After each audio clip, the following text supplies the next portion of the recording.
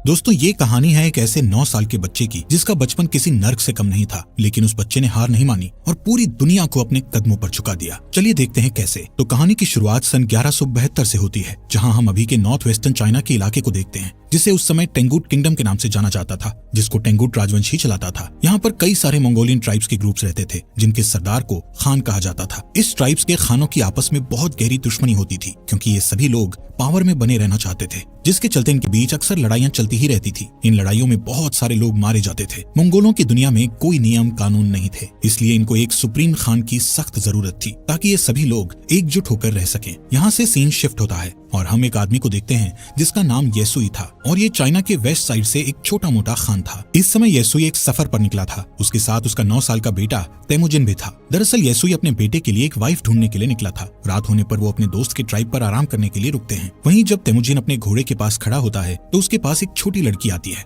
जिसका नाम बोटे था। वो उससे उसका नाम पूछती है और कहती है कि तुम यहाँ क्यों आए हो, जिस पर तेमुजिन उसे अपना नाम बताकर कहता है कि वो अपने फादर के साथ उसके लिए एक वाइफ ढूंढने के लिए आया है। तभी बोटे उससे कहती है कि तुम्हें मुझसे ही शादी करनी चाहिए। इतना कहते हुए वो वहाँ से चली जाती है। रात में जब तेमुजिन अपने फादर के पास बैठा होता है तो उसके फादर उसे कहते हैं कि मुझे तुम्हारे लिए एक ऐसी वाइफ चाहिए जो सबसे ताकतवर समुदाय से हो। तभी तेमुजिन अपने फादर से कहता है कि मैं खुद ही अपने लिए लड़की चूज करूंगा। तेमुजिन की जिद के बाद उसके फादर उसे अपने दोस्त की ट्राइब से किसी एक लड़की को चुनने की इजाजत दे देते हैं। अब सुबह होते ही तेमुजिन के फादर उस ट्राइब की सभी लड़कियों को लाइन में खड़ा करके उनके पैरों को गौर से देखते हैं, क्योंकि उनका मानना था कि एक स्ट्रॉन्ग लेग्स वाली लड़की ही अपने पति को खुश रख पाती है। इसके बाद तेमुजिन एक एक लड़की को देखता जाता है और लास्ट में वो बोटे को अपनी पत्नी चुनता है और उन दोनों की शादी हो जाती है। लेकिन शादी होने के बाद भी वो दोनों आने वाले 5 साल तक एक साथ नहीं रह सकते थे, क्योंकि ये उनकी ट्राइब्स का नियम था। अब तेमुजिन और उसके फादर का यहाँ से जाने का समय हो जाता है, लेकिन जाने से पहले तेमुजिन बोटे को एक नेकलेस गिफ्ट करता हुआ उसे कहता है कि वो उसके लिए जल्द ही वापस आएगा। यहाँ से येसुई तेमुजिन और अपने लोगों के साथ सफर पर निकल जाता है। कुछ दूर चलने के बाद वो लोग एक जगह पर आराम करने के लिए रुकते हैं। यहाँ पर वो सभी लोग काफी सतर्क थे, क्योंकि ठीक उनके सामने थोड़ी दूर एक और खान की ट्राइब के लोग बैठे थे। थोड़ी देर बाद उस खान का एक आदमी येसुई के लिए एक कटोरी में दूध लाता है, जिसका मतलब शांति का पैगाम था, और वो लोग समझौता करना चाहते थे। येसुई वो दूध की कटोरी ले लेता है और सामने बैठे खान के लिए भी अपनी तरफ से एक दूध की कटोरी भेजता है। येसुई के आदमी येसुई को खुद वो दूध पीने से पहले अपने किसी नौकर को पिलाने के लिए बोलते हैं, लेकिन येसुई उन्हें ऐसा करने से मना कर देता है, क्योंकि वो उस खान का विश्वास नहीं तोड़ना चाहता था और खुद ही वो दूध पी जाता है। दूसरी तरफ खान भी येसुई का भिजवाया हुआ दूध पी लेता है। थोड़ी देर बाद जब वो लोग अपना सफर फिर से जारी रखते हैं तो रास्ते में अचानक ही येसुई के सीने में बहुत तेज दर्द होने लगता है, जिससे वो अपने घोड़े से गिरकर मर जाता है। यहाँ हमें पता चलता है कि ये सब उस खान के दिए गए दूध के कारण हुआ था, क्योंकि खान ने उस दूध में जहर मिलाकर दिया था। तभी तेमुजिन अपने फादर के पास जाता है, लेकिन उसके साथ के सभी लोग उसे यहीं पर अकेला छोड़कर वहाँ से जाने की तैयारी करने लगते हैं, क्योंकि उनके बीच एक परंपरा थी जिसमें उनका मानना था कि उन्हें किसी मजबूत इंसान को ही फॉलो करना चाहिए। अब जबकि येसुई जो उनका राजा था उसकी डेथ हो चुकी थी, इसलिए येसुई के लोग अपने लिए एक नए राजा की तलाश में निकल रहे थे। जिसके बाद तेमुजिन अपनी माँ के साथ अपने पिता येसुई का अंतिम संस्कार करता है। येसुई के पास जो बहुत सारी भेड़ें और बकरियां थी, अब वो सब येसुई के सबसे खास सैनिक, जिसका नाम टारगुटाई था, उसने रख ली थी। ये देखते हुए तेमुजिन की माँ उसे बद्दुआ देते हुए कहती है कि मेरा बेटा एक दिन तुम्हें ढूंढकर जरूर मारेगा। टारगुटाई ये सुनकर सोच में पड़ जाता है कि कहीं आगे चलकर ये बच्चा उसे सच में ना मार दे, इसलिए वो उसे उसी वक्त मारने के लिए आगे बढ़ता है। लेकिन मंगोलों में एक रिवाज था जिसके हिसाब से किसी को मारने से पहले वो उसकी हाइट को उनके रथ के पहिए से नापते थे और वो कभी भी बच्चों को नहीं मारते थे। जब टारगुटाई तेमुजिन की हाइट को उनके रथ के पहिए से नापता है तो उसकी हाइट कम निकलती है और तेमुजिन अभी बच्चा था, इसलिए वो बच जाता है। लेकिन टारगुटाई उसकी माँ को बोलता है कि वो अगले साल तेमुजिन को मारने जरूर आएगा और तब तक उसकी हाइट और उम्र भी बढ़ चुकी होगी। कुछ महीनों बाद जब सर्दी आ जाती है तो तेमुजिन के पास छुपने के लिए कोई भी जगह नहीं थी। तभी उसे अपने फादर की बात याद आती है कि उन्होंने कहा था कि गॉड टेंगरी उनकी बुरे वक्त में मदद जरूर करेंगे। इसीलिए वो सीक्रेट माउंटेन की तरफ जाने लगता है, लेकिन रास्ते में अचानक उसका पैर बर्फ से जमी झील पर टिक जाता है और वो उस झील के अंदर ठंडे पानी में गिरकर डूबने लगता है। वो डूबकर मरने ही वाला था, लेकिन तभी वहाँ उसकी ही उम्र का एक लड़का जिसका नाम जमूखा था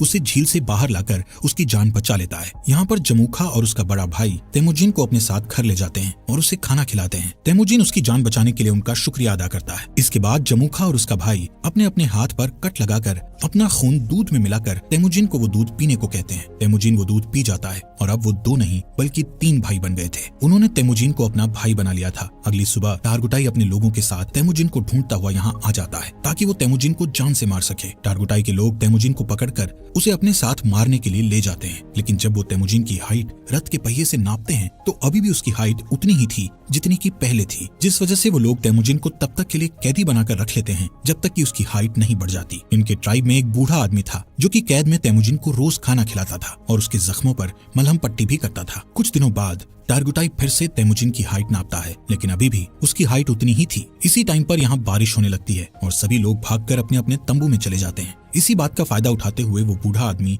तेमुजिन को वहाँ से छुड़ाकर भगा देता है। तेमुजिन भागता भागता बहुत दूर चला जाता है। उसके गले में एक भारी लकड़ी का फंदा भी बंधा हुआ था, लेकिन कैसे भी करके वो उस पहाड़ पर जाता है जहाँ पर उसके फादर ने बताया था। वहाँ वो गॉड टेंगरी से विश मांगता है कि अचानक तेमुजिन को वहाँ एक सफेद भेड़िया दिखता है, जिसके तुरंत बाद उसके गले में बंधा हुआ लकड़ी का फंदा भी अपने आप ही खुलकर नीचे गिर जाता है। यहाँ से सीन कट होता है और हम सन 1186 में तेमुजिन को देखते हैं, जो कि अब एक नौजवान लड़का बन चुका था। लेकिन तेमुजिन अभी भी टारगुटाई के लोगों से बचकर भाग रहा था। कई सालों से टारगुटाई के लोग तेमुजिन को ढूंढ रहे थे और एक दिन वो तेमुजिन को ढूंढ ही लेते हैं और उसे पकड़कर फिर से कैदी बनाकर उसी लकड़ी के फंदे में रखते हैं जिसमें उसे बचपन में रखा गया था। अब क्योंकि तेमुजिन की हाइट और उम्र बढ़ चुकी थी, इसलिए उसके मरने के चांसेस बहुत ज्यादा थे। लेकिन टारगुटाई उसे जान से नहीं मारता क्योंकि वो उसे अपनी जान की भीख मांगते हुए देखना चाहता था। लेकिन तेमुजिन टारगुटाई से बोलता है कि मैं खुशी खुशी मर तो सकता हूँ, लेकिन तुम्हारे आगे अपनी जान की भीख कभी नहीं मांगूंगा। ये सुनकर टारगुटाई उसे टॉर्चर करना शुरू कर देता है और उसे कहता है कि अब मैं तुम्हें धीरे धीरे तड़पा तड़पा कर मारूंगा। यहाँ पर हम देखते हैं कि वो बूढ़ा आदमी अभी तक जिंदा था और वो फिर से तेमुजिन के पास जाकर उसे पानी पिलाता है। उसी दिन शाम को जब सभी लोग आपस में बिजी थे तो टारगुटाई तेमुजिन के पास अकेला उससे बात करने जाता है। इसी बात का फायदा उठाकर तेमुजिन उसी लकड़ी के फंदे से जिससे उसे बांधा गया था उससे टारगुटाई को मारकर वहाँ से भाग जाता है। अब टारगुटाई को मारकर वो खुद खान बनने के लिए तैयार था। अब यहाँ पर वो सबसे पहले अपनी वाइफ के पास जाता है जिससे उसने बचपन में शादी की थी। वो बोटे के पास जाता है जो अब बड़ी हो चुकी थी और बहुत खूबसूरत भी। बोटे उससे कहती है कि मैं कई सालों से तुम्हारा इंतजार कर रही थी और अब फाइनली वो दोनों साथ थे। कुछ देर बाद वो लोग यहाँ से निकल जाते हैं। यहाँ से तेमुजिन सीधा अपनी माँ और बहन के पास उनसे मिलने जाता है। तेमुजिन को इतने सालों बाद देखकर उसकी माँ और बहन बहुत खुश थे। लेकिन एक दिन इनके ऊपर मर्किट ट्राइब के लोगों का अटैक हो जाता है। कई साल पहले तेमुजिन के फादर ने इस मर्किट ट्राइब के खान की मदर को किडनैप किया था और तब इस ट्राइब के खान ने कसम खाई थी कि वो अपनी माँ का बदला जरूर लेगा। और अब ये लोग यहाँ बोटे को किडनैप करने आए थे। बोटे और तेमुजिन दोनों यहाँ से भागने की कोशिश करते हैं, लेकिन तभी एक तीर बोटे को लगता है जिससे वो अपने घोड़े से नीचे गिर जाती है और वो लोग उसे किडनैप कर लेते हैं। दरअसल मर्किट खान बोटे को अपनी वाइफ बनाना चाहता था। वहीं दूसरी ओर तेमुजिन अपनी वाइफ बोटे को वापस लाना चाहता था, जिसके लिए वो अकेला काफी नहीं था। इसलिए वो मदद के लिए अपने पुराने भाई जमुखा के पास जाता है। यहाँ जमुखा भी एक ट्राइब का खान था जो कि बहुत पावरफुल ट्राइब थी। जमुखा तेमुजिन की मदद करने के लिए तैयार था, लेकिन लड़ाई के लिए वो तेमुजिन को 1 साल का इंतजार करने के लिए कहता है क्योंकि उसे बाकी ट्राइब्स पर अटैक करके उन्हें अपने अंडर लेना था। समय के साथ साथ 1 साल भी बीत जाता है और वो वक्त आ जाता है जब वो दोनों भाई मिलकर अपनी सेना लेकर मर्किट ट्राइब पर अटैक करते हैं। लड़ाई में वो सभी लोगों मर्किट ट्राइब के खान और उसकी सेना को मारकर उनका जरूरी सामान अपने साथ उठा लेते हैं। वहीं एक टेंट में बोटे बैठी थी जो कि प्रेग्नेंट थी। इसके बावजूद भी तेमुजिन उसे अपना लेता है। उसी रात ये लोग अपनी जीत का जश्न मनाते हैं और तेमुजिन के साथ और भी कई लोग जुड़ जाते हैं जो उसे वहाँ मिले सामान को सभी में बांटने के लिए कहते हैं, जिसमें से तेमुजिन सिर्फ 10% सामान ही अपने पास रखता है और बाकी 90% वहाँ के लोगों में बांट देता है। तेमुजिन उन मरे हुए लोगों के परिवारों को भी कुछ सामान देता है जिन्होंने लड़ाई में अपनी जान गंवाई थी। तभी यहाँ जमुखा के 2 लोग ये सब देखते हैं और तेमुजिन की ट्राइब के साथ जुड़ जाते हैं। अब क्योंकि मंगोल्स में शुरू से ही ये नियम था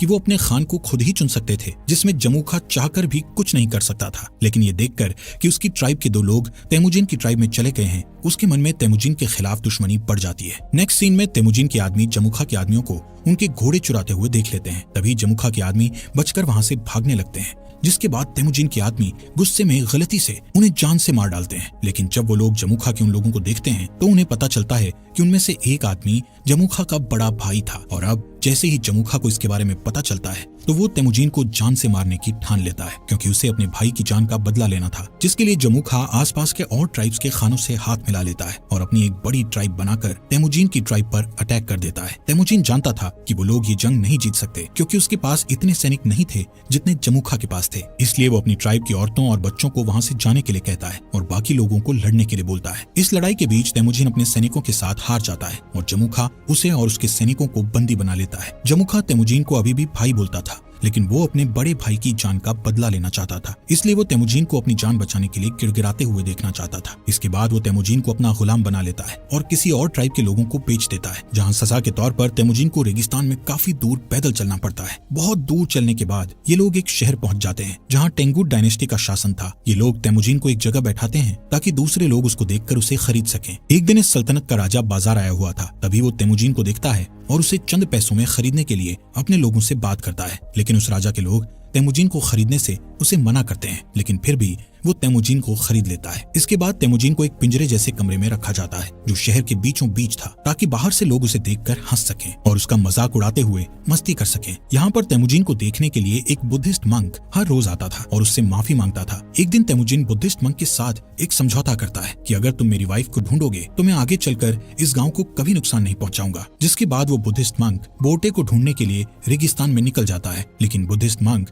एक बूढ़ा इंसान था, इसलिए वो गर्मी के मारे बेहोश होकर वहीं मर जाता है। वहीं खुशकिस्मती से बोटे को उस मरे हुए बुद्धिस्ट मंक के पास वही नेकलेस मिलता है जो उसे तेमुजीन ने दिया था, जिससे उसे पता चल जाता है कि तेमुजीन अभी भी जिंदा है। इसके बाद बोटे अपने पति को ढूंढने के लिए शहर में निकल जाती है और यहाँ पर उसे तेमुजीन एक पिंजरे में बंधा हुआ मिलता है। उसी रात बोटे यहाँ के सिपाही को रिश्वत देकर तेमुजीन को यहाँ से भगा लेती है और तेमुजीन देखता है कि उसका बेटा अब बड़ा हो चुका है और बोटे की एक बेटी और भी है। बोटे तेमुजीन को घर ले आती है। यहाँ अब पूरा परिवार हंसी खुशी रहने लगता है। एक दिन बोटे तेमुजीन से कहती है कि सभी मंगोल्स एक जैसे ही होते हैं, सभी चोरी करते हैं और एक दूसरे को मारते हैं। मंगोल्स के लिए ये चीज एक आम बात है, लेकिन बोटे की इस बात का तेमुजीन पर बहुत गहरा प्रभाव पड़ता है और वो अपनी फैमिली को छोड़कर वहाँ से निकल जाता है। वो डिसाइड करता है कि अब वो सभी ट्राइब्स को मिलाकर एक नया मंगोल राज बनाएगा, जिसमें सभी के बीच नियम और कानून होंगे। तेमुजीन अब डिसाइड कर चुका था कि अगर इस काम को पूरा करने के लिए उसे किसी की जान भी लेनी पड़े तो वो पीछे नहीं हटेगा। वो 3 नियम बनाता है, जिसमें पहला नियम था कि औरतों और बच्चों को कभी नहीं मारा जाएगा। दूसरा नियम था कि दुश्मन से मरते दम तक लड़ा जाएगा और तीसरा नियम ये था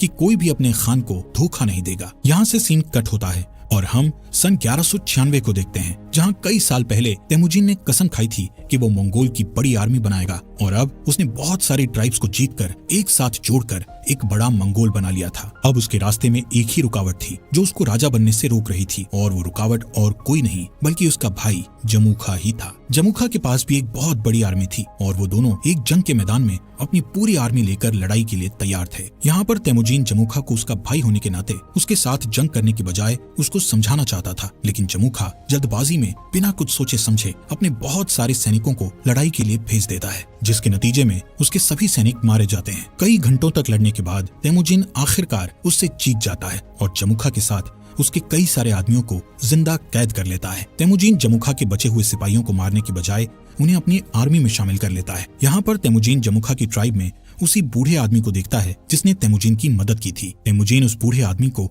अपनी ट्राइब का एडवाइजर बना देता है। रात को तेमुजीन जमुखा के पास आकर बैठता है और उससे कहता है कि भाई, ये जो अपना अपना राज बड़ा करने का लालच है, ये आज उन्हें जिंदगी के ऐसे मोड़ पर ले आया है कि उन्हें अब एक दूसरे की जान लेनी पड़ रही है। जमुखा तेमुजीन से कहता है कि अगर मैं तुम्हारी जगह पर होता तो मैं अपने दुश्मन के सभी सिपाहियों को मार गिराता। दोस्तों, इस बात से हमें ये पता चलता है कि तेमुजीन और जमुखा की सोच कितनी अलग थी। इस बातचीत के बाद तेमुजीन अपने भाई जमुखा को माफ कर देता है और उसे यहाँ से जाने के लिए कहता है। इसके बाद हम बोटे को देखते हैं जो तेमुजीन के पास आई हुई थी। तेमुजीन बोटे और अपने बच्चों को देखकर बहुत खुश होता है। यहाँ से सीन शिफ्ट होता है और हम सन 1206 में तेमुजीन को देखते हैं, जो इस समय सारे मंगोल्स का खान बन गया था, जिसका नाम गेंगीज खान पड़ गया था और उसे एक और नाम से भी जाना जाने लगा था, जो कि था चंगेज खान। इसके बाद उसने पूरे के पूरे टेंगुट साम्राज्य का खात्मा कर दिया था और एक नए सिरे से साम्राज्य की स्थापना की। उसने मोनेस्ट्री शहर को उस मंक की आखिरी इच्छा समझकर छोड़ दिया, क्योंकि उस मंक ने तेमुजीन से कहा था कि अगर मैं तुम्हारी पत्नी को ढूंढकर तुम्हारे बारे में बता दूं तो तुम इस मोनेस्ट्री शहर को तबाह नहीं करोगे। और आगे चलकर ये मोनेस्ट्री शहर मंगोल साम्राज्य का फाउंडर बना, एक ऐसा साम्राज्य जो कि इतिहास के सबसे बड़े साम्राज्यों में से एक।